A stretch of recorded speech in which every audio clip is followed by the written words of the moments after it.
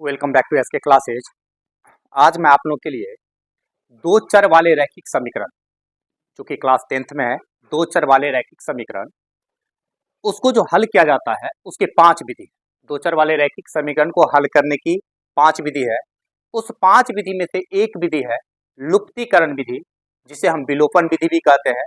इस विधि को सिखाने जा रहे हैं। इस विधि से क्वेश्चन को एक एग्जाम्पल लेकर के मैं आपको बताने वाला हूँ कि आप इस विधि से क्वेश्चन को किस प्रकार से हल कर सकते हैं। ठीक है, तो आते हैं क्लास में। अब देखिए, जैसे यहाँ पे देखिए विलोपन विधि और इसी का दूसरा नाम क्या है, लुप्तीकरण विधि। तो इस विधि के अंतर्गत जैसे हम एग्जाम्पल में देखिए क्वेश्चन क्या लिए, 7x minus 2y equal to 8 और दूसरा है मेरा 3x plus 4y equal to 18। ठीक है, ये मेरा समीकरण फर्स्ट है, इसको हम लोग कहेंगे समीकरण फर्स्ट, और यहाँ पे देंगे समीकरण सेकेंड। ठीक है, अब यहाँ पे देखिए हमें देखना क्या है पहले। अब देखिए ये सोचना है हमें कि इसमें देखिए दो चर, नाम ये दो चर वाले रैखिक समीकरण, यानी इसमें चर पद दो, चर पद कितना होगा, दो। एक तो x है और दूसरा क्या है, y। तो पहले मुझे ये सोचना है कि इसमें से x और y दो चर पद है, किसको हटाना है, यानी इसमें से किसको लुप्त करना है। इसीलिए इसका नाम पड़ा लुप्तीकरण विधि, यानी एक को आपको लुप्त करना होगा, यानी हटाना पड़ेगा। ठीक है, तो यहाँ पे देखना है 7x minus 2y equal to 8 है और 3x plus 4y equal to 18 है। तो इसमें से हमें पहले सोचना है कि x को हटाना है या y को हटाना है। तो जैसे हम मान लेते हैं इसमें y को हटाना है, क्या हटाना है, हम सोच ले कि x को भी हटा सकते हैं या y को भी हटा सकते हैं। तो जैसे हम y को यदि हटा रहे हैं तो यहाँ पे देखना है इसके y के पीछे में क्या है, दो।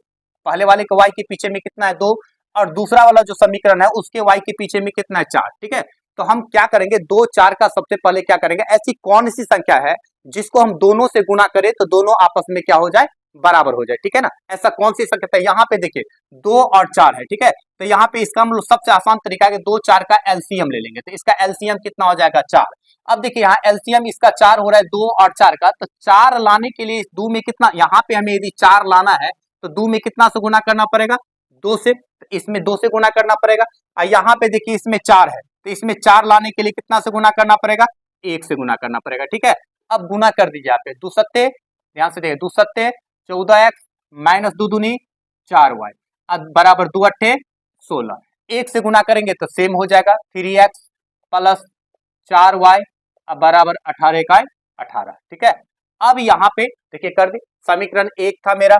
यहाँ पे बस ये याद रखना है। अब देखिए बहुत जगह क्या होता है कि यहाँ पे ये सिखाया जाता है कि देखिए इसके पीछे में 4 है तो इसमें 4 से गुना कर दीजिए, और इसके पीछे में 2 है तो इसमें 2 से गुना कर दिए, आंसर आपका सेम आएगा। लेकिन हमें जब देखिए बराबर करने के लिए इस दोनों को जब बराबर करना है तो इस यहाँ पे 2 से गुना करते हैं, इसमें 1 से गुना करता है तो बराबर हो रहा है। तो फिर हम 4 और 2 से क्यों गुना करेंगे, आसान क्या है कि इसका एलसीएम ले लेना। इसका क्या ले लेना, इससे क्या होगा कि आपका मान छोटा आएगा, मान क्या आएगा, तो सरल करना क्या हो जाएगा, आपका आसान हो जाएगा। अब यहाँ पे देखिए 14x गुना कर दिए। अब यहाँ पे हमें देखना है कि चिन्ह क्या है, यहाँ माइनस है यहाँ प्लस है। ठीक है, यदि यहाँ पे चिन्ह विपरीत है तो इसको हम क्या करेंगे, यहाँ पे जोड़ देंगे। ठीक है, यहाँ पे लिख देते हैं जोड़ने पर। नहीं, यदि चिन्ह यदि दोनों बराबर होता है, यहाँ भी प्लस तो फिर घटाना पड़ता, या चिन्ह यहाँ भी माइनस तो फिर क्या करना पड़ता, घटाना। याद कर लीजिए, यहाँ पे यदि चिन्ह विपरीत है तो जोड़ने पर अपने आप ही कटेगा, नहीं चिन्ह यदि सेम है तो घटाने पे कटेगा। तो यहाँ पे देखिए 4y प्लस 4y माइनस क्या हो जाएगा, कैंसिल हो जाएगा।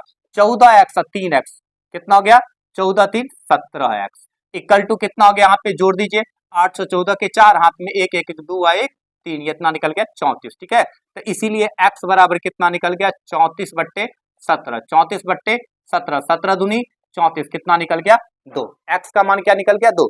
अब यह मान हम क्या करेंगे, समीकरण या तो एक में डाल सकते हैं या नहीं तो फिर दो में भी डाल सकते हैं, किसी में डालेंगे आंसर आपका सेम आएगा। ठीक है, तो x का मान यहाँ पे लिखेंगे हम लोग, x का मान समीकरण समीकरण अभी हम एक में डाल देते हैं। ठीक है, तो x का मान समीकरण एक में देने पर ठीक है, x का मान समीकरण एक में दीजिए यहाँ पे।